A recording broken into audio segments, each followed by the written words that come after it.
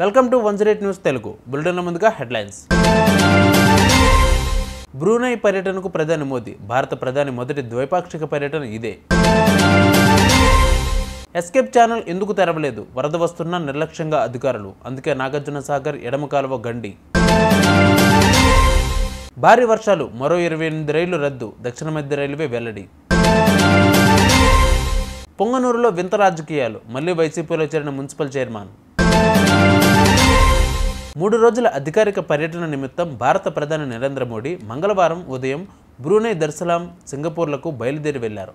సుల్తాన్ Haji హసనాల్ Bolkiah ఆహ్వానం మేరకు ప్రధాని మోడీ బ్రూనై దర్సలాంలో పర్యటిస్తున్నారు. ప్రధాని మోదీ బ్రూనై పర్యటన భారత ప్రధాని చేసే తొలి ద్వైపాక్షిక పర్యటన. ఆ తర్వాత సింగపూర్ ప్రధాని లారెన్స్ వాంగ్ ఆహ్వానం మేరకు సింగపూర్ వెళ్లనున్నారు. ఈ ప్రయాణం సెప్టెంబర్ 4-5 మధ్య ఉండనుంది. ఈ పర్యటనకు బయలుదేరే ముందు ప్రధాని మోదీ తన సోషల్ మీడియా ఖాతాలో ఇలా రాశారు: రాబోయే 2 రోజుల్లో నేను బ్రూనై దర్సలాం, సింగపూర్లను సందర్శిస్తున్నాను.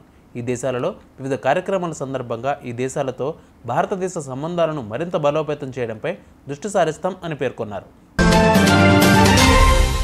భారీ వర్షాలు కురుస్తూ ఉండడం, కాలువ నీళ్లు గరిష్ట స్థాయిలో ప్రవహిస్తూ ఉండడంతో పాలేరు జలాశయం వెనుక జలాలు ఎడమ కాలువలోకి వస్తాయని అంచనా వేసిన సమీపంలోని ఎస్కేప్ ఛానల్ను తెరవడంలో అధికారులు విఫలమయ్యారు. ఫలితంగానే నాగార్జున సాగర్ ఎడమ కాలువకు నడిగూడెం మండలం కాగిత రామచంద్రపురం వద్ద భారీ గండి పడిందని రైతులు ఆవేదన వ్యక్తం చేస్తున్నారు.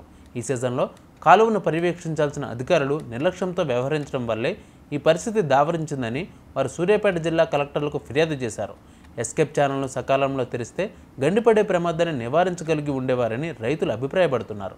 పాలేరు జలాలతో పాటు కాలువలో నీళ్లు భారీగా దిగువకు వెళుతూ ఉండడంతో సూర్యాపేట, ఖమ్మం జిల్లాల పరిధిలోని నడిగూడెం, కూసుమంచి మండలాల్లోని 8 గ్రామాల్లోని 2000 ఎకరాలకు పైగా పొలాలు 4-5 అడుగుల లోతులో మునిగిపోయాయి. మరోవైపు 2 కిలోమీటర్ల వ్యవధిలోనే 2 భారీ గండ్లు పడడంతో ఎడమ కాలువ నాణ్యతపై అనుమానాలు వ్యక్తమవుతున్నాయి. దీనితో రైతులు నష్టపోయారు. తెలుగు రాష్ట్రాల్లో భారీ వర్షాలు, వరదల కారణంగా మరికొన్ని రైళ్లు రద్దయ్యాయి. 28 రైళ్లను రద్దు చేయగా కొన్నింటిని దారి మళ్లించినట్లు దక్షిణ మధ్య రైల్వే తెలిపింది. ఈ మేరకు సిపిఆర్ఓ శ్రీధర్ ఓ ప్రకటన విడుదల చేశారు. వర్షాల కారణంగా సోమవారం వరకు 496 రైళ్లు రద్దు కాగా 152 సర్వీసులకు దారి మళ్లించారు. తాజాగా 28 రైళ్లు రద్దు చేశారు. ఓవైపు భారీ వర్షాల కారణంగా వరదలు వచ్చి ప్రజలు అల్లాడిపోతుంటే పొంగనూరులో మాత్రం వింత రాజకీయాలు నడుస్తున్నాయి. రోజుకో మలుపు తిరుగుతున్న ఈ పొంగనూరు రాజకీయాలు వైసీపీ, టీడీపీ పార్టీల మధ్య నువ్వా నేనా అన్నట్లు సాగుతుంది. ఈ క్రమంలోనే 2 నెలల కిందట వైసీపీని వీడి టీడీపీలో చేరిన మున్సిపల్ చైర్మన్ అలీం బాషా, ఇతర కౌన్సిలర్లు తిరిగి ఈరోజు మళ్ళీ వైసీపీ పార్టీలో చేరారు.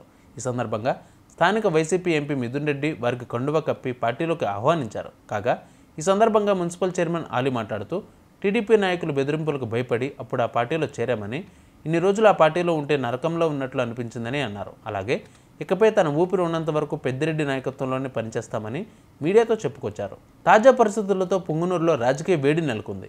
చూసారుగా ఇవాళ బులెటిన్ అప్డేట్స్. మరిన్ని అప్డేట్స్తో మళ్ళీ మీ ముందుకు వస్తాను. అంతవరకు కీప్ వాచింగ్ 108 న్యూస్ తెలుగు.